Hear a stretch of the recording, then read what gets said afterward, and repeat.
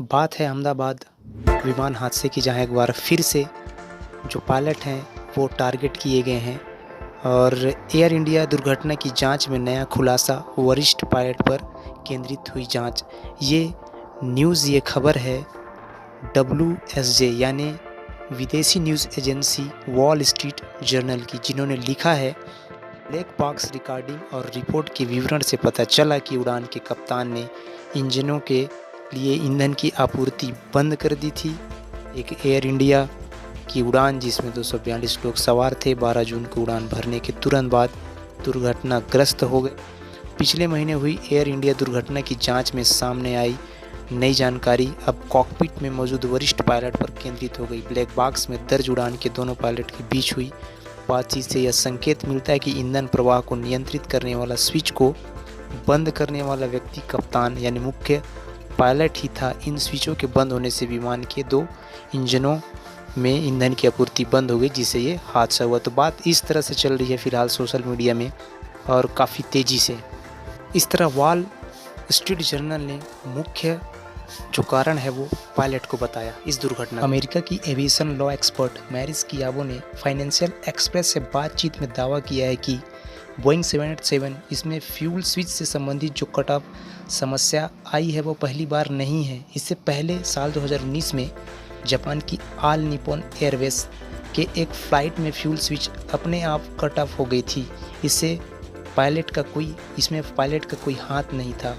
और ये दोनों समस्याएं लगभग एक ही जैसी है, अहमदाबाद या जापान की। लेकिन जापान का विमान रनवे में ही कट ऑफ हो गया था और अहमदाबाद का प्लेन और टेक ऑफ होने के बाद जो है कट ऑफ हुआ। तो दोनों प्लेन में major problem fuel cut off ही था। AAIB के द्वारा 15 पेज की रिपोर्ट जो दिया गया था, उसमें पूरे 15 पेज का जो स्क्रिप्ट है उसमें केवल 2 लाइन निकाल कर उसे हाईलाइट कर दिया गया, जिसके चलते ये तमाम तरह की दिक्कतें और जो ब्लेम है वो पायलटों के ऊपर आ रही है, मृतक पायलटों के ऊपर।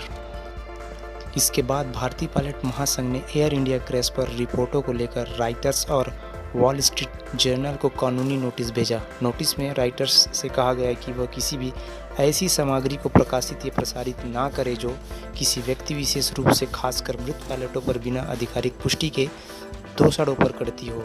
भारतीय पायलट महासंघ यानी FIP, जो लगभग 5000 से अधिक पेशेवर पायलटों और कुछ अन्य विमान पेशेवरों का प्रतिनिधित्व करती है, जिसने शुक्रवार शाम को यह नोटिस WSJ और उसके रिपोर्टर को भेजा। अब बात करते हैं AAIB की, जिन्होंने 15 पेज का रिपोर्ट जारी किया, जहां सिर्फ 2 लाइन को हाईलाइट किया गया। पहला, क्या तुमने फ्यूल कट किया? दूसरा कहता है कि जी नहीं, मैंने नहीं किया। ये उस रिपोर्ट में मेंशन किया गया, जो पूरे पायलट को सस्पेंस में रखता है। लेकिन ये यहाँ पर ये क्लियर नहीं हो पाता है कि कौन से पायलट ने किसको क्या कहा।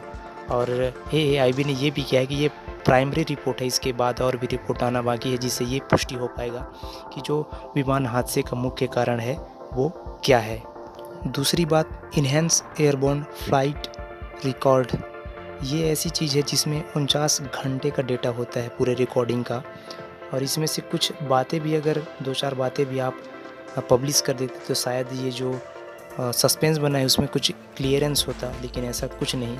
इस दुर्घटना के बारे में जो विशेषज्ञ हैं और जो पायलट संगठन उनकी क्या राय है वो जान लेते हैं। मार्क मार्टिन है, उन्होंने कहा कि कॉकपिट रिकॉर्डिंग को सार्वजनिक करना जरूरी है ताकि जो सच्चाई है वो सामने आ सके और अटकलों पर विराम लग सके। दूसरी ओर अगर भारतीय पायलट फेडरेशन के अध्यक्ष CS रांधवा ने कहा है कि अगर प्रारंभिक रिपोर्ट में कुछ महत्वपूर्ण अंश साझा किए गए होते तो अटकलें रोकी जा सकती थी। ALPA इंडिया ने कहा, पायलट प्रशिक्षित और जिम्मेदार पेशेवर होते हैं। AI-171 के क्रू ने अपनी आखिरी सांस तक यात्रियों को बचाने की कोशिश की। उन्हें सम्मान मिलना चाहिए, ना कि बिना आधार की आलोचना।